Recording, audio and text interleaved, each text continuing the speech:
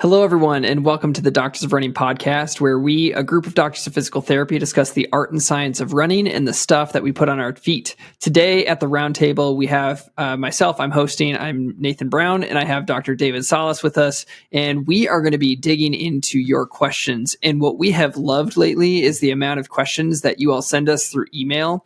We apologize that we don't have the capacity to get to all of them written, but we do appreciate having them because then we can try to address them through this podcast. And for us, it's been a fun way to engage with you all who are following along what we're doing and hopefully have discussions that are helpful for you. One thing, when we go into episodes like this, people are asking pretty personal questions about their individual injury history. And as you know, and we've said this before, this podcast is not medical advice. This is educational content discussing case studies and working our way through how we would process it with the information that we have. So with that out of the way, David, how are you? And kind of what was your week like? And what phase of training are you in right now?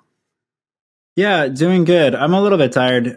Just kind of a long week at work. We have a long weekend currently, though, going into this weekend. So that'll be nice. Get some sleep tonight and not have to worry about getting up early tomorrow. But no, doing well. I'll be doing a track season this year. So I got a couple things lined up in the next few weeks. So by the time this comes out, I probably would have already ran it. But 3K on deck next Saturday, outdoors. And then I'll be doing a 5K a couple weeks after that on the track as well. And then I'll probably take a few weeks off and then come back early April for another 5K. And then I'd probably do the second Oxy meet in the beginning of May for another 5K. Cool. And then probably take a little break after that. So we're kind of ramping it up right now, just kind of getting used to being at that pace again. Right. And also just getting used to spiking up again. I'm starting to get to that age where I'm like, do I want to throw these on? These spikes are starting to sting a little bit more by the year. But I still think spiking is good. But yeah, doing cool. Good.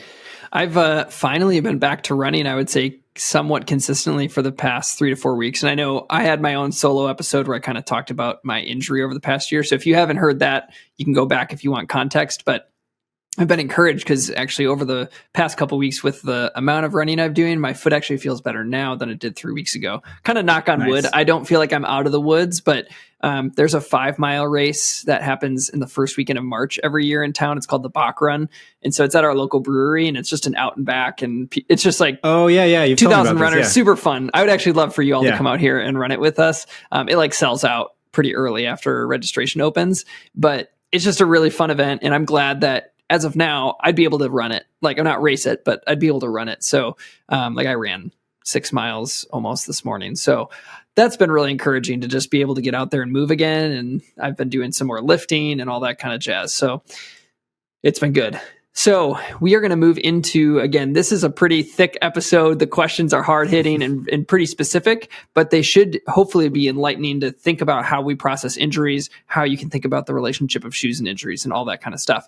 But before we even go to that, we want to ask our subjective question of the week. And it was actually inspired. David chugged the rest of his noon hydration before we just started recording.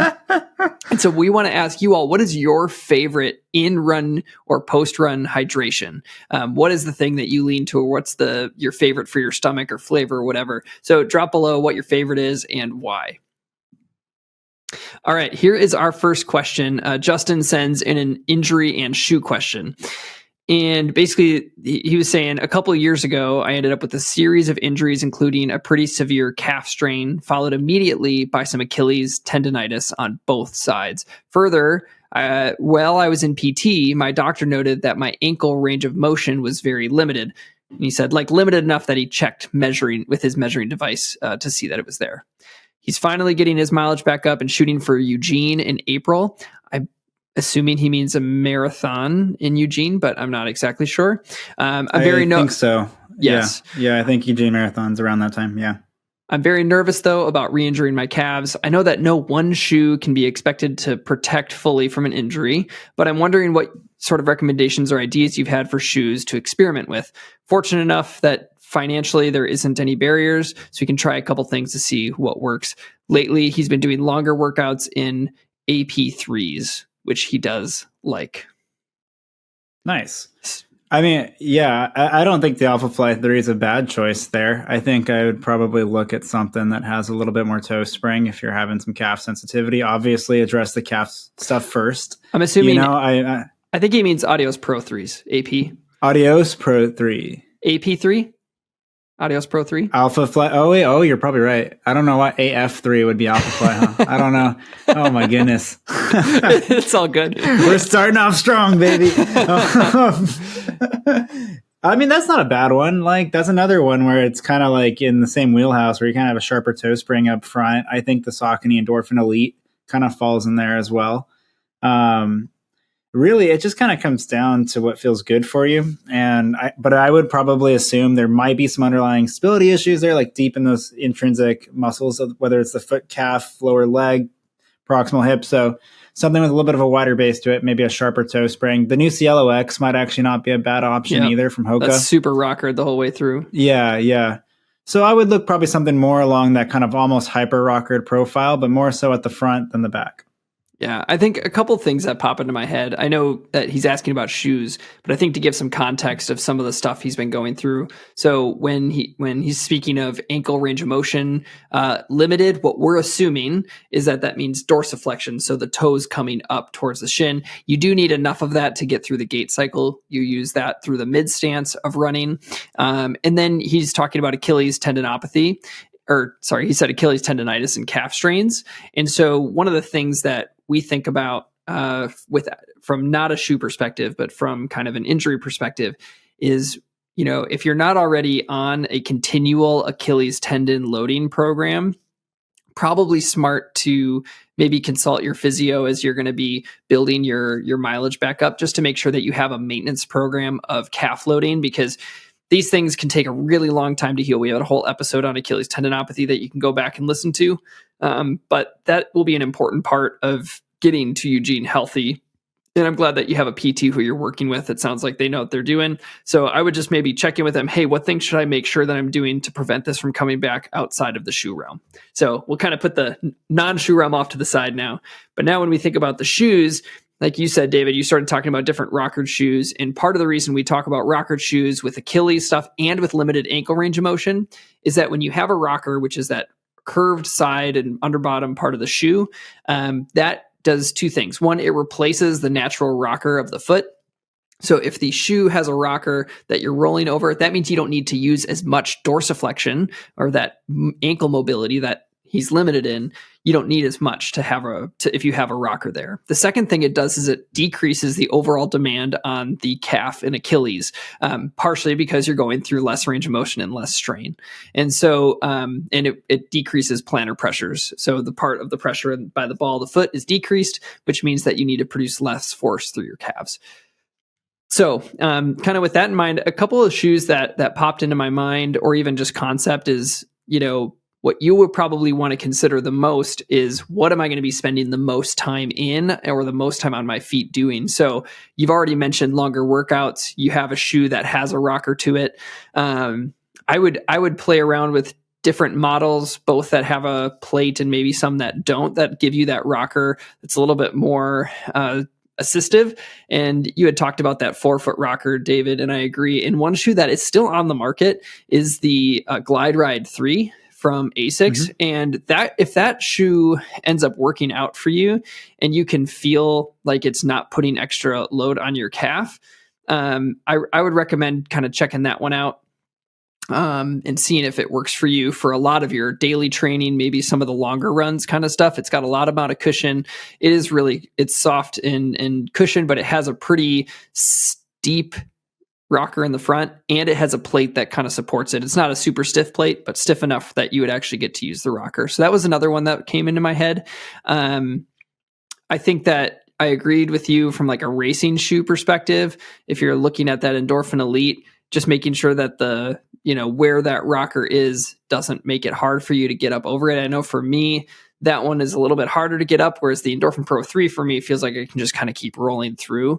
Another shoe potentially for training that could potentially work is the SC Elite 3. We haven't tested the 4 yet, but the SC Elite 3 is we talk about this in our private chat, but a lot of us really like it more for training than we do for racing. And so if that's a comfortable shoe for you and you can feel that rocker, that could be an option too. So are there any others for you, David, that come into your head worth trying?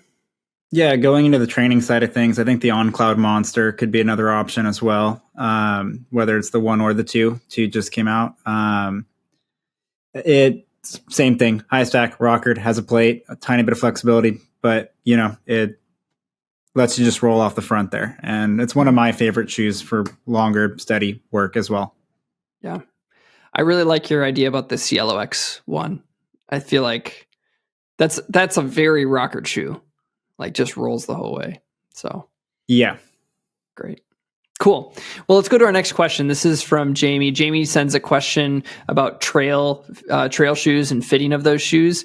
And Jamie's been having some kind of biting on the arch of their foot. It wasn't super clear if it was blisters or some other thing, but we're kind of assuming blisters.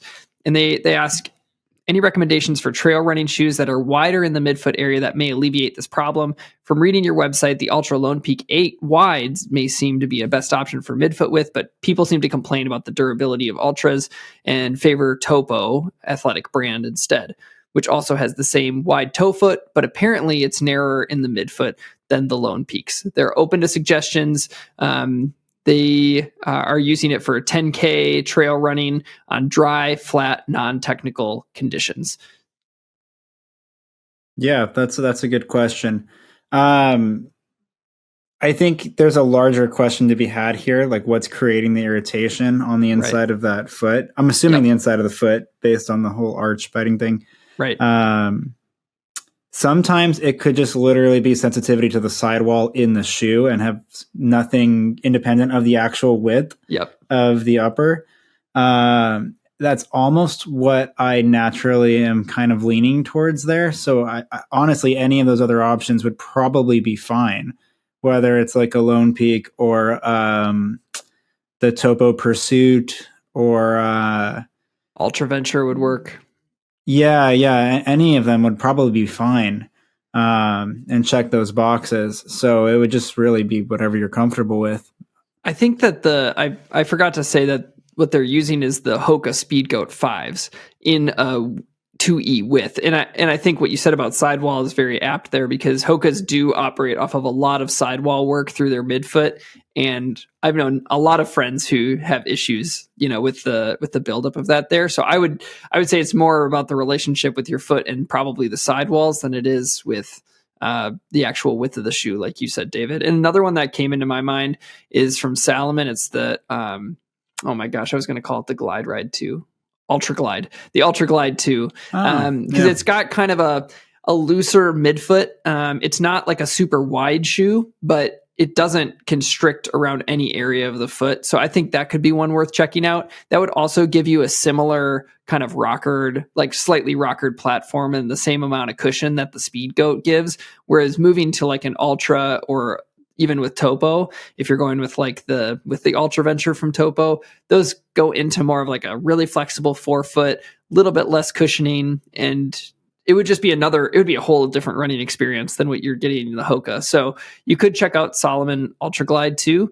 That one would have that same cushioning, but has a little bit looser of a midfoot. But I personally haven't had issues with that biting from any sidewalls. So it's hard for me to know if there would be a big difference between those two. Because I got along well with the Hoka Speedgoat 5 2E, actually. It's like one of my favorite ones. But I get the idea of that sidewall, and there's just less in that other model. Any other ones from you? Yeah. So this one obviously is a little bit different and probably from a budget standpoint, it might not be worth the squeeze for just generic training, but the Nike Ultrafly is also pretty wide. Yeah, that's true. There. And that's really it's true. And it has good room for toe splay, and it's a solid shoe all around. I feel like from a fit standpoint, that would probably check the boxes as well. It's just, what does that thing retail for? That's like $250 or something. Yeah. So it's like, I would probably go for one of those other ones first, but that's another one that comes to mind. Yeah. Great. All right, so next, Alex sends us a fun question on racing and racing shoes. Having a question about a downhill marathon and felt like it could be an interesting topic conversation for your podcast. Well, here we are. I'll be running the Revel Rockies Marathon in June. This is a marathon with a net altitude drop of 4,708 feet. Briefly, I'm a 38-year-old, moderately experienced runner, 3 past marathons and fastest time 3:07. Nice. Goal is a Boston qualifying time. So here's the questions. Do you have specific racing shoes that you'd recommend for downhill racing to help, quote, absorb the impact of highly net downhill racing? 2, would you recommend a super shoe, or would that category of shoe be too unstable for a significant downhill race? Also of note, this person has never ran in a super shoe, so that's not something that they have experience in. Mostly been running in the Clifton, the Tecton X2 from Hoka, and has previously ran marathons in the Brooks Ghosts. Yeah, I'd be very hesitant to recommend a super shoe if you're not used to it and you're going to take it down 4,000 feet of vert. It's not that it's a bad thing per se. It's just I don't think the juice would be worth the squeeze there, especially if you're used to. He ran in the Ghost, right? Yep. For the previous marathons, it's like you've already run 3:07 in a Ghost. It's like pretty much any other shoe would be faster from a performance standpoint. That is not a knock on Brooks in any way, but that is just just a funny statement. Yeah. Like I wouldn't be worried there. I think it would just be a matter of what is comfortable for you with downhills. And it sounds like there's a little bit of a shift there because like the Ghost is a pretty high stack neutral shoe. And then, I mean, not high stack, high drop. Well, it's a relatively high stack too, but the Clifton's a 5mm drop with a rocker.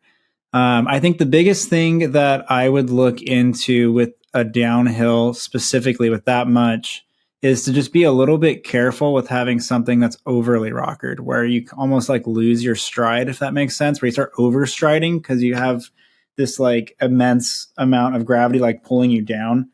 Right. So I would just be hesitant of something like that. So like for some like a downhill race down the mountains in the Rockies, I don't think I would say the Cielo X1 in that one. You know, I feel like that would be, your stride's going to open up like crazy. You're probably going to be a little bit unstable. The roads are probably cambered. You're probably going to be, you know. Yeah. So I wouldn't opt for that. I would think if you were interested in something that had a little bit of a super shoe-esque feel to it, but still had a little bit more stability on it and maybe a little bit less dramatic, I would think like the Asics Super Blast could be a good option there. And traction on that's pretty good. So depending on what the conditions are on the Rockies and coming down the hill, like I feel like that would hold up pretty well. But honestly, if you're running in a Clifton's not that bad of an option. Yeah, like, totally. If you've run in the Ghost, like the Clifton, it weighs like 9-ish ounces now. Like it's not that heavy. Yep. And it has a good cushion. It's a relatively responsive shoe for a trainer. Like that's actually not a bad option to just stay with the Clifton. Yeah. You know, and I feel like there's a lot of potential factors. You know, this is one of those these subjects that isn't like extensively studied. I think that there was one study that came out from the BYU lab where they looked at uphill, downhill, and flat racing and super shoes in terms of running economy. And there was, correct me if I'm wrong, David, if you remember, but there was some similar benefit of the percentage of running economy benefit gained through the different, whether if it was uphill, flat, or downhill.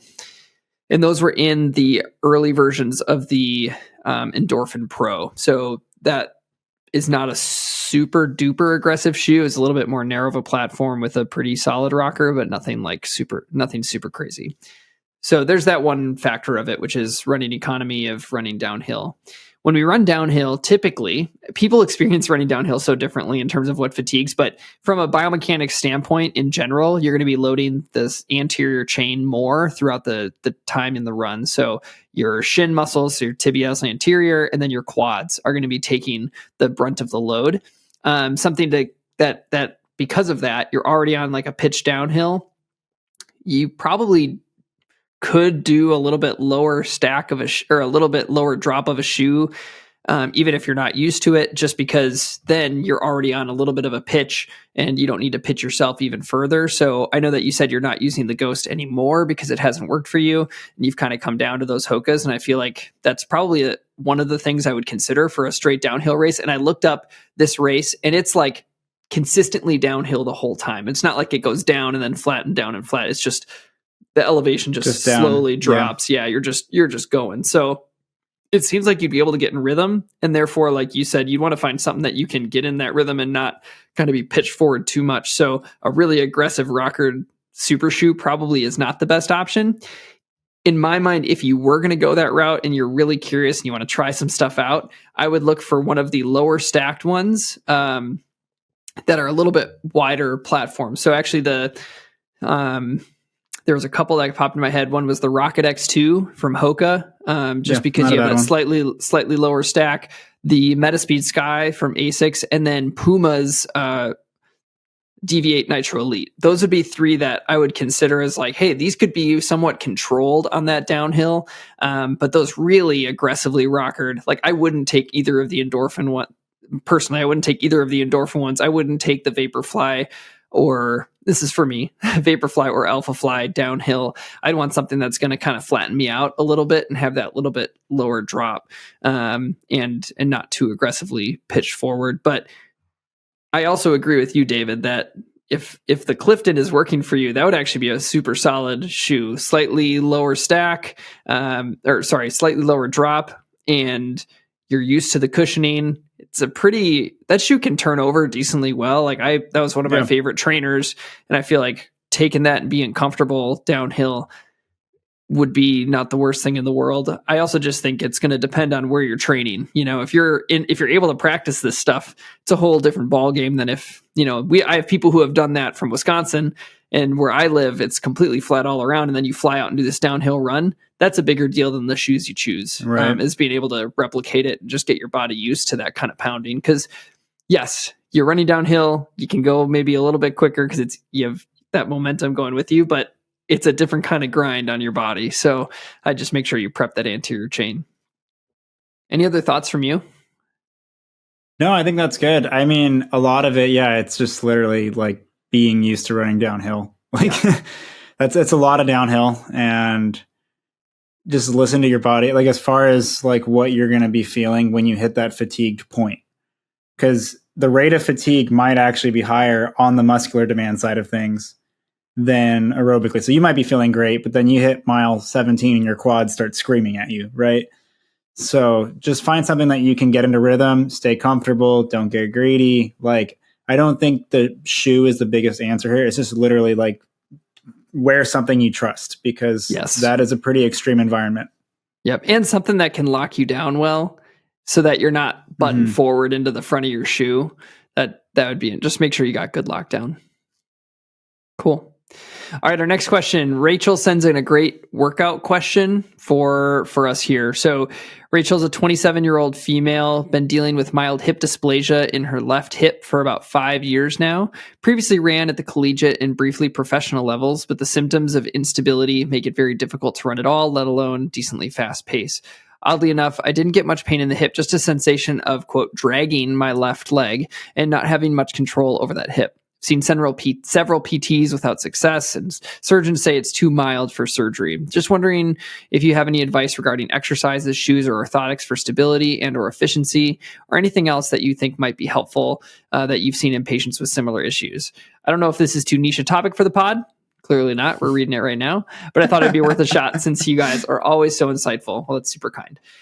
So before I kick this to you, David, just a little bit of context for what hip dysplasia is, if that's not something you're familiar with. Hip dysplasia happens at the ball and socket joint of the hip. And so there's the socket, which is your acetabulum. Then you have the ball, which is the femoral head. What happens in hip dysplasia is that you basically have a narrow or a shallow socket. So there is less of the security of the socket over the head of the femur. Again, and that leads to what she had referenced about that feelings of instability, just because you don't have a nice kind of grab onto that femoral head. And so that's kind of the context of what we're walking into. There's different severities. Some are very, very, very shallow, and there are different surgical interventions. And then some are just managed conservatively.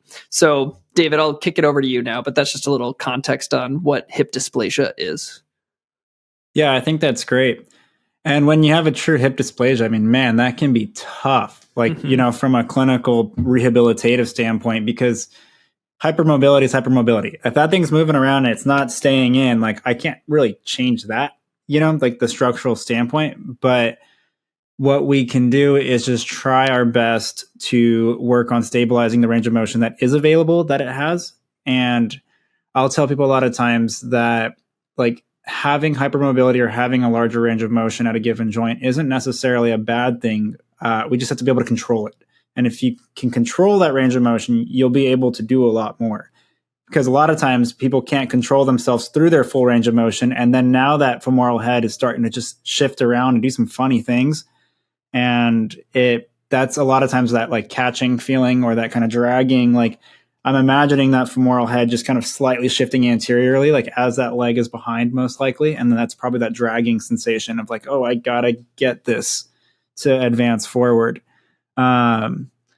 So I would, and it's tough. Like, I mean, a lot of this is going to be a matter of comfort, getting familiar on being one leg. So a lot of single leg activities, working the hip in every range possible. And that includes flexion, extension, adduction, abduction, internal rotation, external rotation. I think a lot of people are quick to just give you some fire hydrants and clamshells.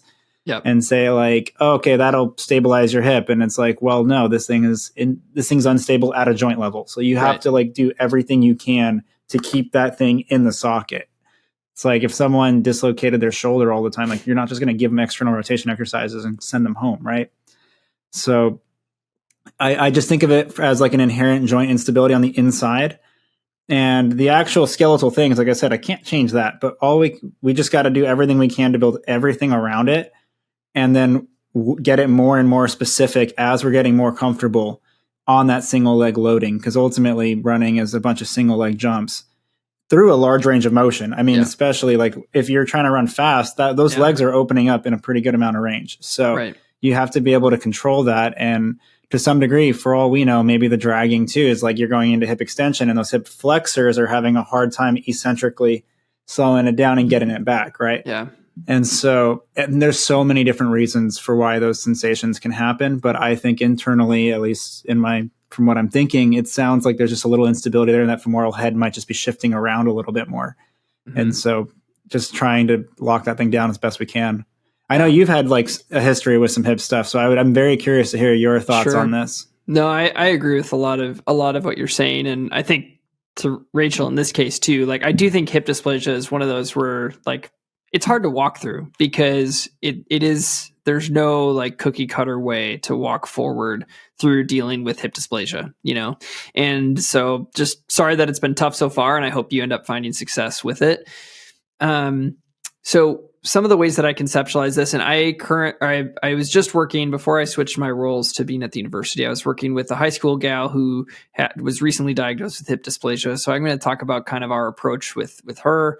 She was having a hard time for her senior year of high school. But I think one of the things you can conceptualize is because you have that more shallow socket, the reality is that you don't get what we call static stability, where just because of the existence of the bones on each other, they stabilize each other. And therefore, if you want stability, it has to come from the muscles. And therefore, your muscles are on more would need to be on more often to contribute the same amount of stability that someone else would get from just the passive structures existing. So sometimes that could be why some of that dragging feeling comes, is because the muscles fatigue out very, very quickly because they're always on and providing a lot more stability than they might have to in other scenarios. So ways that I approach this with runners is kind of consistent with what David was saying, but we'll start with really, really low level muscle isolating exercises for every motion: flexion, internal, external rotation. And I'll have them in prone, and I'll give them a TheraBand, and they pull it one direction, and they're going to do like long isometric fatiguing holds. Like you're just going to be holding that until it fatigues and it can't do it anymore, or like sets of 15 to 30-second holds. Just work on fatiguing that muscle out on like a postural level. So bringing a low level of, it's not like super heavy bands, it's light bands, and just like fatiguing things out for a long time.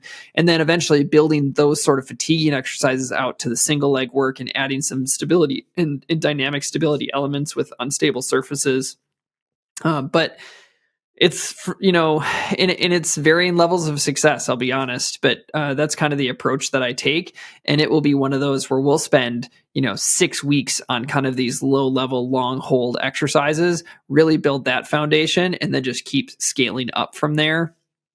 I don't have hip dysplasia. I have a lot of like I have acetabular retroversion, and then I have some bony like changes. And so some of these lower level exercises have been helpful for me too, just because I need to control the range of motion, and I have a limited range. I don't have hypermobility. And so I just have to really control it. And some of the similar exercises have helped for me as well. But that's kind of my approach early on. But again, that's not prescriptive. It's just one of the philosophies that I take with it, is how do we create the capacity for long-standing dynamic stability. And I think it starts with like postural control, because when you're standing and when you're walking, your stabilizing muscles are having to do more than mine are.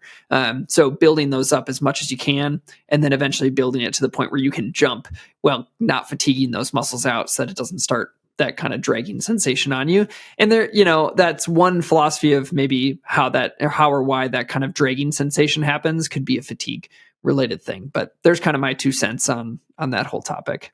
Any other thoughts on it, David, or questions? No, I agree. I feel like we're pretty in line there. Like, yeah. Cool.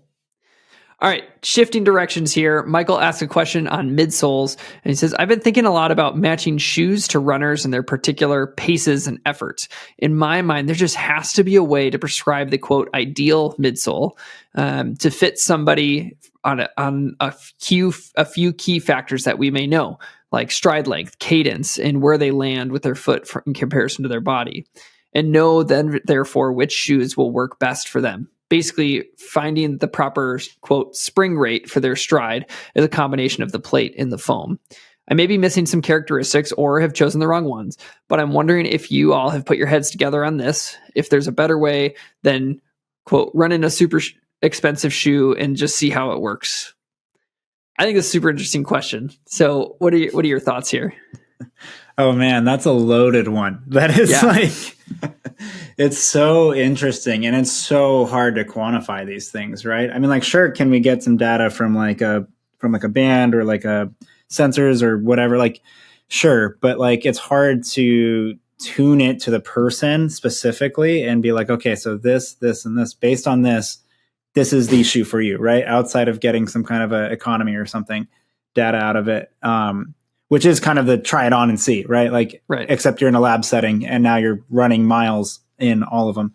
But I think there is something to be said for biomechanics and how people run. And I think there are, within the gait cycle, people do use different kinds of strategies on how they move and how they create the torque and how they run. So I think the way you would go forward with this is you would essentially have to take one of these variables and then test it up against, I don't know, let's just say 5 shoes, and then just measure it on each one of them. Okay, so your stride length, have some neutral base, go, and now we're doing a pilot study. This is happening. Okay, no, you're right. But essentially, like, okay, so now we're going to look at the stride rate for all 5 of these shoes, and then match it up. Go do some other kind of effort, come back, match it up again, and like keep going and getting the data, and then see how that affects time and loading pressures and things like that. And you just kind of have to go one by one, I feel like, on these variables. And it's so hard to do that, to like to like really quantify that and know for a given person. Like, you would have to basically run that study 3-4 times on each variable and then compare the data across all of them. And it's like, I don't know if the juice is completely worth the squeeze there. Right. But But economy is probably the safest one there and probably the quickest one. Yeah. But yeah, I mean, it's such an interesting question. Like, it's like, I think my brain goes to so many things. One is I'm assuming that by like matching the shoe to find their ideal means that it makes them the most efficient. Like you're going to find the shoe that makes you the most efficient runner that you can be. Maybe he means the one that's going to cause you the least amount of injuries. I don't know exactly, but I'm assuming running economy. I think the people that would be actually really interesting to ask this question to are Dustin Jobert, Jeff Burns, Walter Hootgamer, Ben Onig, people who test super shoes on a myriad of types of runners, because when you do a study, likely they are capturing a lot more data than is reported in the studies, and they're looking for these correlations. And I just think it ends up being more complex that we can't find that silver bullet kind of, I don't know, that silver bullet parameter or running characteristic that really matches. Like you said, you'd have to like cross check all of them to see which one is actually the one causing the change. And just, I think that there are too many interactions between characteristics that are hard to pin down. So like somebody who lands with a rear foot strike 32 centimeters in front of their body with 23 degrees of knee flexion might have like 40% less strength output in their quads than someone else who lands in the exact same spot. So therefore their mechanics as they go through change a ton. So I just think there are so many interactions that it makes it hard to pin down a specific thing, which is why I think that if you have the capacity, which again, capacity and availability of an individual test for this stuff, and you really care that much, that would probably be your way to go. So go hang out with Dustin in his endurance lab down in Austin, like you could go get that all tested.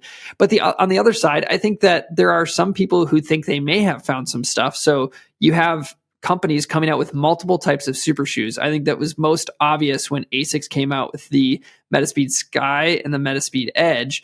They even coined them as this is our, one for cadence runners and this is one for our stride runners. So they were looking at metrics based on how people chose to run at different speeds.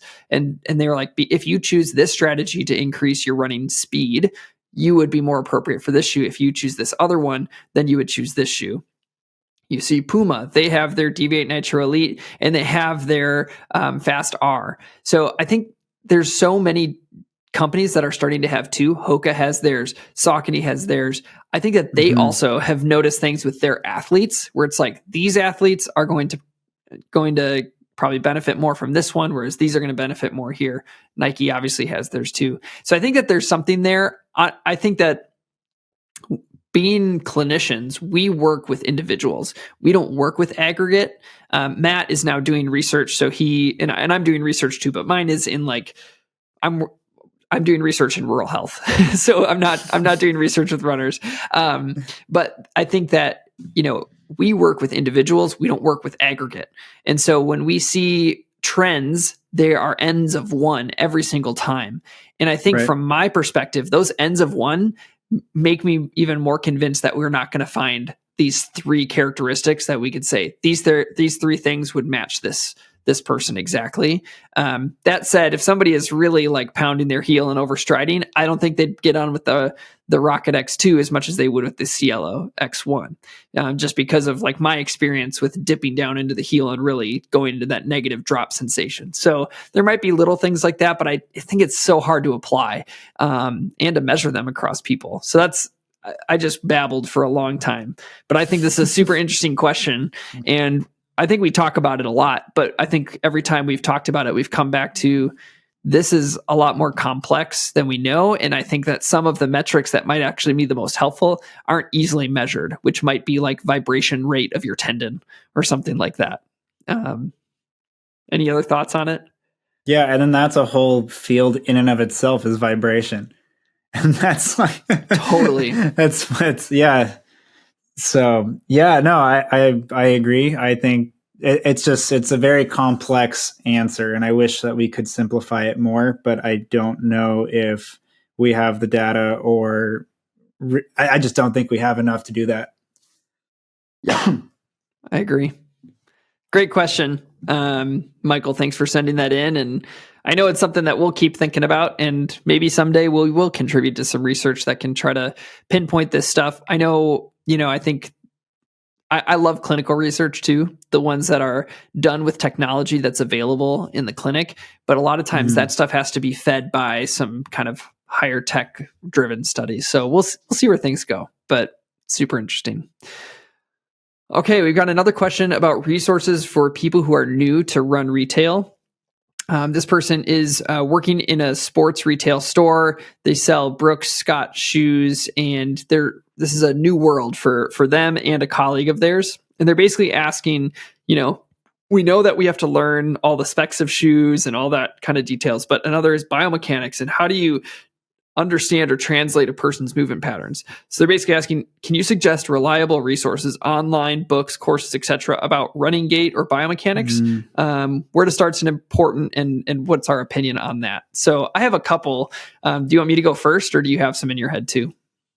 No, go for it. Yeah. Okay.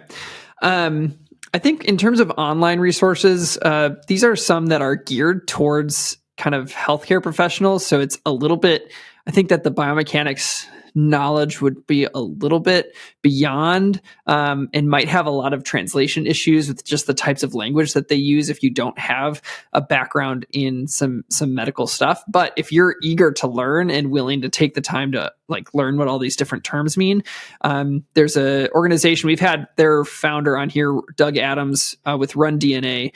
They have a series of online courses that there's a certified gait analysis level 1 and level 2. And then they also have an essential elements of running, which is a free course. So I would check out their website, because I went through those courses later in my career. And I did find that they would be a really nice place to start if you've never kind of thought about biomechanics, but you were a physical therapist who wanted to get into running. I thought they were a great starting point. That said, that they kind of assume a level of knowledge of a kind of starting physical therapist. So there might be some things that are difficult, but at the same time, they have a free course. You could figure out kind of, do you vibe and understand what they're talking about, the essential elements of running course? Then you could move forward in that. There are also some really nice yearly kind of running courses that you could go to in person. Again, these are going to be led by people who are kind of leading the research in the running sphere. So Brian Heiderscheit out of UW-Madison, Irene Davis usually goes, Chris Powers is there, sometimes Rich Willey, who we've had on this podcast. But one of them is the Running Summit, which happens out in Provo, Utah, I think. It's in Utah. I just don't know if it's Provo. And it's a weekend-long course where they kind of talk about the most recent things in running injuries and kind of have some really helpful resources on mechanics there as well. And then if you're really, this is kind of more for new PTs, but the course that this is where I met Matt Klein, but this is the course that I think gave me such a foundation in understanding biomechanics. It's a 6-month certification course at the Movement Performance Institute in Los Angeles. And it's ran by Chris Powers, but you go out to LA once a month for 6 months and you spend the whole weekend there. And it's called the Lower Extremity, or Integrating Technology into Practice Lower Extremity Biomechanics. And so check out the Movement Performance Institute. That's hey, I really want to invest in my ability to understand biomechanics. That's where I would go. Fantastic course. I would do it over and over and over again because I thought it was really, really well done. So those are some options. But again, those are more for hey, I'm a PT wanting to get into running. But David, do you have any? Yeah, it's tough, right? Most of the resources that I can think of are probably more going to be geared towards physical therapists. There was, and I can't remember the name of it for the life of me. I'm looking over at my bookshelf there and I don't see it, but there is a brief little handout specifically on gait. It's a published book that is technically a textbook, but it's really short and it kind of goes through things and it kind of hits the broad strokes of everything. And it's a good resource. I'll have to get the name of it and we'll have to get it in the podcast notes later.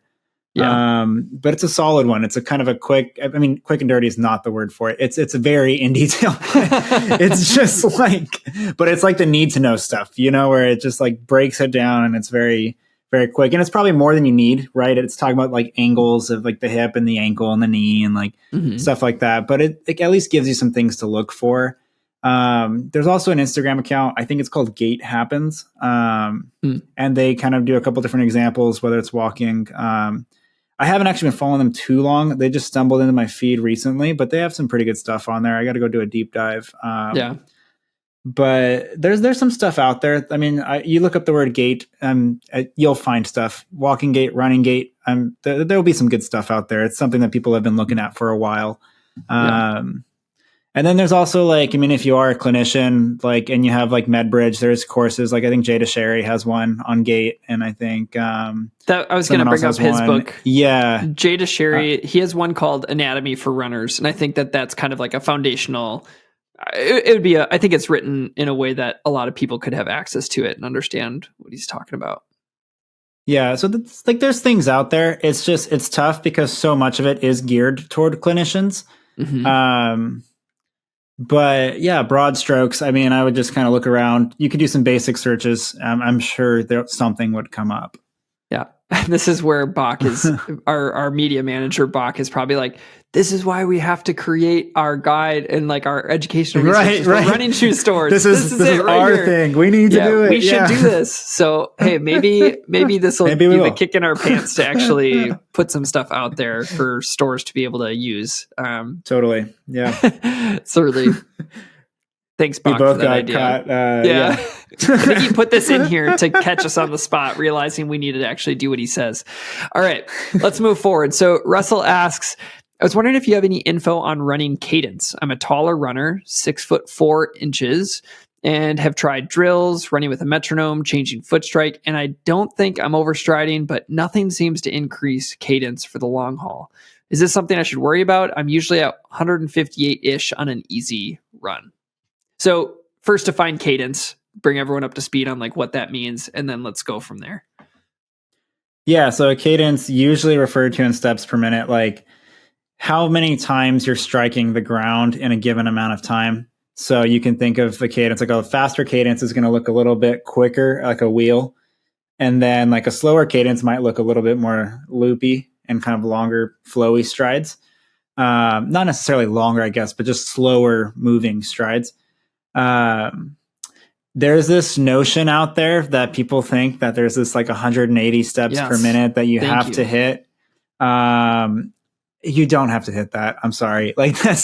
Everyone has their own biologic cadence that they like to run at. Mm-hmm. And truth be told, I mean, it's not just cadence, right? You have stride length, you have how much power, and then the pace you're running does change. Your foot strike does change. Some people do pick up the cadence when the speed's faster. Some people slow it down when it's not. Uphill, downhill. There's so many variables that go into it. I don't think I would worry about it. The whole idea originally was if you're at 180 steps, and then they base it off of a mile, right? Like 4-minute mile essentially. Yeah. And it's if you get 180 steps in a 60-second lap essentially. And it's that shouldn't be the basis for someone going and running a marathon they did some, or something. Yeah. They did what's the average? I think it was an observational study of what's the average cadence for the elite runners at a 10K, and it was 180 at a world class event. It's is that really what we need to be shooting for? Yes, 180 is no magic. Sorry, keep going. Yeah, and it's just I mean, everyone's so different. And I think when I look at a runner, I think a beautiful example of this is someone like Kenenisa Bekele, where you love Bekele. I'm a big Bekele fan, man. You are. I am. But you look at someone and how he runs, his stride does change. His cadence does change, depending on where he is in a race. It could be the same exact race. The distance hasn't changed. And whether he's surging or not surging, dying, not dying, I mean, he doesn't usually dive very hard. Maybe it's usually one of the top people in the world, but but it just shows I don't think the cadence matters as much as people give it credit for. And that might just be my hot take there. I've seen plenty of people have slower cadences and have very powerful strides and run very well. Right. So yeah, it's good. I don't know. I would be curious. I mentioned this name earlier, but one of the leading researcher on running cadence is Brian Heiderscheit. He's at UW-Madison. That's kind of what he is like dedicated his lab to studying. And just because you study something doesn't mean you think it's the silver bullet for everyone. I think that's important. And so actually, it reminds me, I've been wanting to reach out to him to get him on the podcast because I think him talking about cadence would be super enlightening for all of us to see, like, the person who's producing the research that everyone uses to like talk about cadence. It'd be super cool to hear his perspective. Totally. And I've heard him speak before, and he's really articulate and does a good job explaining things. Anyway, some of the stuff that comes out of his research that is not his is not attached to that 180 as this gold standard. He bucks against that. What he does is his studies basically look at runners' chosen cadence and compares metrics between that and how those metrics change at 5% more than their chosen cadence and 10% more than their chosen cadence. And so what he's found with those studies is myriads of things, but ultimately total workload goes down with cadence that is 5 or 10% greater than your self-selected cadence. The total patellofemoral stress and compression stress goes down when you increase your cadence 5 to 10% from your starting cadence. That's the kind of stuff that he's finding. Overall workload is going down. And that's why there's sometimes a push, and you'll see this on social media, and I think it's not necessarily helpful. It's a push on social media to say, hey, get your cadence up because you're going to get all these benefits. You only really need those benefits, in my mind, if you need those benefits. And so somebody is going to be able to handle a cadence that might be like yourself, might be a bit lower, even though that someone else might not be able to handle the loading that's coming down the pipeline for them. If you have been running that way your entire life, your body has probably started adapting to the cadence number that you've ran at for your entire life. And therefore, you may not need those changes in the amount of stress going through your body. That said, if you end up like, oh, now I'm going to go train for a marathon or a 50K or 100K or something, then you might consider, hey, how could I minimize the amount of stress on my body? This could be one way to do it. I know you've tried some strategies with metronome and stuff. There are actually studies on trying to change your cadence and using a metronome over a certain regimented period of time that has been shown to show over like 80% compliance in terms of like your brain switching your running to kind of the new selected cadence. But that said, I don't necessarily know if it's for you, if it's necessarily needed. As we've kind of mentioned, I think it's going to depend on a lot of different factors and if you really need to decrease the amount of stress on your body. That said, as well, when you're doing an easy run, your cadence will likely drop down. Some people have very large fluctuations in their cadence if you're running slower versus running faster. And so that would be a typical thing to find, that your cadence drops when you're doing an easy run versus a workout.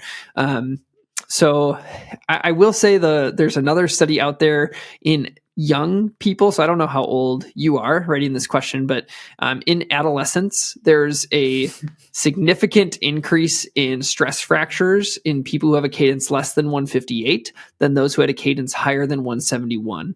It was like a 50% increase in stress fracture risk for that population. So I don't know if you fit in that category, in which case we would, maybe talk about it a little bit more, because that could be one factor to kind of mitigate some of that risk. But honestly, you've probably adapted to this if you've been running for a long time, and it's not something that sticks out to me. But I do think cadence, when you do start having injuries, if you're going to gait retrain, it's a very low risk gait retraining option, because most of the changes decrease the amount of demand on your body pretty much anywhere across the board. Right. Yeah. And it also just kind of teaches you to be lighter on your feet as well. Yes. I think speaks volumes there. I was just pulling up my long run today because I was just curious to see myself, because I honestly don't really pay attention to cadence ever. I think it's usually in the 170s, but so today's long run essentially was 30 minutes easy and then 60 minutes at like a steady, fast pace and then kind of a cool down. Looks like average was 176, max 206. 206. That was probably a downhill. That was probably a downhill. Let me see here. Okay, so looking in the first 30 minutes here, I'm just kind of scrubbing across here. Yeah, great. So we're looking at mostly 170-ish.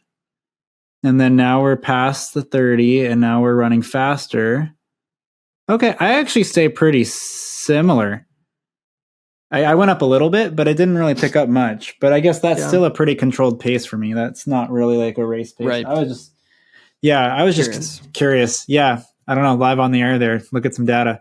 There we go. So I feel like there isn't a nice, concise answer for you, Russell. But I think that there's a chance that you don't need to overthink it. If you are if you have recurrent injuries and stuff, talking to a physio who could guide you, like a running PT, that could guide you through some of these changes that could be beneficial and giving you a regimented way to learn. This is down a mini rabbit hole too, but learning new motor tasks is challenging. Like, it's not easy for our brain to learn a new way of doing something, particularly when it's a continuous task. So what a continuous task is something like running, where there is no discrete start and stop. Swinging a baseball bat is a discrete task. You start with it here, you swing through, follow through, and the task is done. And you can more easily make changes to those discrete tasks. Whereas when you do something like running or walking or swimming, there's a part of your brain that basically activates and says, run pattern, and you just go run. And be able to change that and have it change the actual pattern of that part of your brain is very difficult. So there are ways to regiment gait retraining to help promote the brain changes that need to happen for that pattern. So it's probably a good idea, if you do want to change your gait, to have it guided by somebody who understands those principles. So that's just a little rabbit hole and side tangent that I thought was worth going on. But we should move on. We have 2 more questions, and we're going to try to hit them both. Thomas sends in a question about a popular Saucony series. Now that Saucony is getting rid of the Endorphin shift, what would be a good replacement for that shoe between a 3 and 5 millimeter drop? I find Hoka's to be a little bit too cushy. That said, I primarily run between 5 and 15 miles every 2 or 3 days. Good replacement for this shoe. Yeah.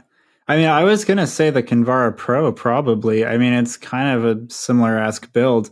The only thing is I didn't catch was the drop ratio on that question. That's a little bit higher drop. That's a little bit higher, right? Yeah. It's 8, so 3 to 5. I would... that's a good question. But I would say this, like, just like the drop doesn't matter as much. Yeah. Yes, I think that's my point. It's like a shoe, like we've talked about on this show before. Drop is the difference between the static measurement of the foam in the heel compared to the foam in the forefoot. When we're running, we're loading that foam. So drop is this dynamic thing, and it depends on how you load the shoe. There's a lot of soft foam inside of the Kinvara Pro. So that heel is compressing, plus you have a rocker built onto it. And so that rocker plus the foam compression, it runs like, it doesn't run like a high or even a mid-drop shoe. It feels like it's not really a factor in the shoe itself. So I agree with you. Talk about why the Kinvara Pro, I guess, in this scenario. Yeah, I mean, it's a similar profile where you have a wider base, you have kind of a sharper toe spring up front. It's kind of like one of those shoes where you're kind of constantly in this little like gentle rolling motion. Another shoe that comes to mind as well would be the, we had said it earlier, but the A6 Glide Ride. That's a little bit more dramatic. Yeah, it's definitely a little bit more dramatic, but it does give you a similar feel there. And then I also think of some of the on models as well. The Cloud Flow is a little bit lower, so it wouldn't be quite as similar of an experience there, but the Forfeit's a similar experience. Cloud Monster, Adidas Boston 12 will give you a little bit of that kind of a feeling up front as well. I think it's really looking at the experience of the shoe. So kind of a wider base and a sharper toe spring up front is kind of what I'm picturing. As far as your shift replacement there. But I think the Kinvara Pro is worth the go there. That seems like a pretty natural transition to me. Yep, I was going to say the same, and I was going to bring up the Glide Ride 3. The only thing, I think that's a 6 millimeter drop, and then the only thing with that one is that there is more of a toe spring in that shoe. So toe spring is where the actual platform where your foot rests kind of curves up, whereas rocker is like built into the midsole. So if you're sensitive to rockers, Glide Ride 3 might not be your top option, but if that's not a problem, that would be one that I would consider. I also think that another one that isn't as low drop as you're thinking is the Nimbus 26. It has a bit of a rocker to it, runs a little bit, stiffer in the forefoot, and it firmed up compared to the 25. So I know that for Hoka's, those kind of felt too cushy for you. So that one is running a little bit firmer now in comparison to what it was in the past. Another one that I don't think, it definitely doesn't feel categorically the same, but when I was thinking about non-cushy shoes, my mind went to the Hyperion Max, and it is a little bit stiffer, and it's got a rocker. It's just a little bit lower. Yeah. It's not the same as the Shift. Like, it doesn't have that like structured cushioning like the Shift has, but I think that there's some parallels there. There's some parallels there. It's not as far of a stretch as you think in my head. I feel like it can still line up there. Yeah. Cool. All right. Our final question for the night is from our very own BJ, our very own Casper, our very own audio engineer. And he is asking us, if you could build a 3 or 4 shoe rotation from one brand, what brand would you pick and what shoes would you select? BJ. Why are you putting these parameters on us? Okay. So you have to choose one company. You have to go 3 to 4 shoes. So you're basically looking at a sponsorship then. Who's your company, right? Yeah, that's a good way to think about it. If you're going to be sponsored. Man, that is so tough. So for me, because I do race semi-frequently, they have to have a racing shoe that agrees with me. And then because I run a lot, they have to have a training shoe that agrees with me. So that's kind of what I'm thinking first. And then a training companion somewhere in the middle. So basically it'd be a 3 to 4 shoe rotation. If I'm thinking across the board, man, that is tough. I think the first couple companies that come to mind for me, ironically, I think there's 3 that immediately come to mind. So I could see myself going Saucony Ride 17, Saucony Endorphin Speed 4, Saucony Endorphin Elite. And then you can throw in pretty much any other 4th shoe just for general usage. And then the other one would be looking at the Cloud Monster for a lot of like higher volume stuff. And then the Cloud Flow 4 for kind of being my more nimble, lower to the ground shoe. And then having the Cloud Boom Echo 3 as the racing shoe. You like that one enough? Yeah, it's a great shoe. Yeah, I just ran on the track on it the other day. Yeah. Great. And then the other one would be Mizuno of all companies. Wow. I like the Wave Rider. That could be a daily trainer for me. I mean, that's a workhorse. That thing can do everything.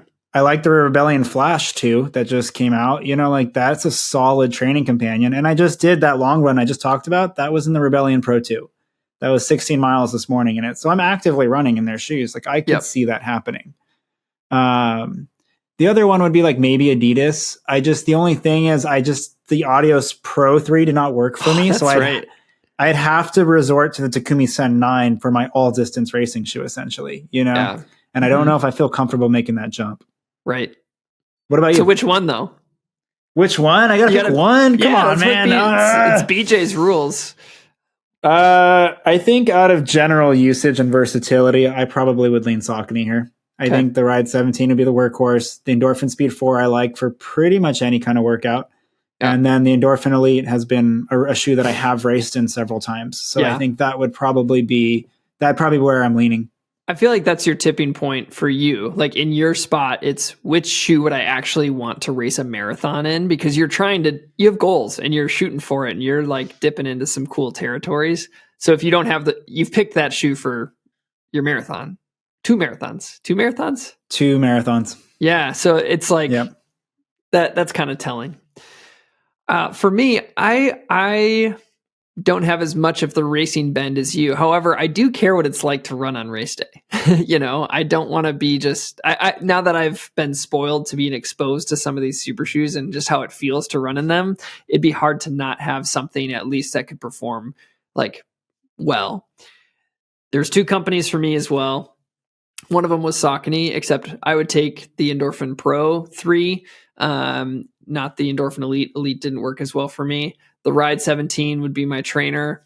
I would add in the Speed 4 for sure. And then I would actually bring the Endorphin Rift along because I do like an option to get out on like the Ice Age trail. Yeah. So, and I'm picking the Rift, assuming that they're going to update it and improve the heel, because I thought the heel was super uncomfortable, but I loved like the underfoot feel, but the upper like is an easy change, and I think they're going to. I have no idea, but I hope they change it just because it was so rigid. It had like some parts I could dig in, so that would be kind of my pick from Saucony. But I think that if I had to choose today, based on where I'm at with my running, the fact that I'm coming back from this injury, I would actually go Topo for myself. My kind of daily trainer would be the Phantom 3. That thing can just like eat up easy miles. Then I like the Spectre. And so I've raced a half marathon in that and enjoyed taking it. It wasn't like an all out race, but I took it out for the half marathon and I enjoyed it for that distance. It's light. It's got a little bit of bounce. I really love the shoe that I actually wear the most of anything right now is the Topo Traverse, which is like their hiking shoe, but I wear it every day for work all day long. And I would want that shoe so I could hike. Or if I really wanted to double with running, I would just get the Ultra Venture 4 subbed in for that. So I would kind of have those 3 shoes. And then I would add in the Cyclone too, just because it's a fun lightweight trainer for some like faster speed work stuff and maybe some short races. But I think the Spectre is enough of a race shoe for someone like me that I'd be happy lacing that up for like the Bach run that's coming up, and I could enjoy kind of running in that in this phase. I think in a year from now, if I'm healthy and not like holding myself back, I would want something with a little bit lighter of kind of that top end racing shoe. But right now, Topo has a lot of stuff that actually fits my foot really well and is comfortable for that foot. So that's kind of where I lean. Yeah. That's a good question. That is a great question. And then like I think about it too. I'm like, okay, so what else is there? And I'm like, because I'm also looking in the camera that's facing me and I see the Vomeros right there. I know. I'm like, okay. I was like, I love the Nike Vomero. And it's like, oh, well, Alpha Fly 3 is right there. Love the Alpha Fly 3.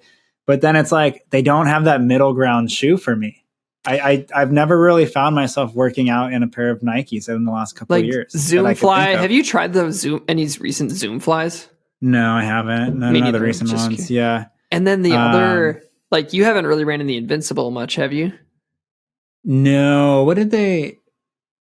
I know I tested that one. Oh man, I'm getting the names mixed up in my head. The one with the React foam with the white on the black, and then it kind of whitened out and it had a kind of a gritty bottom.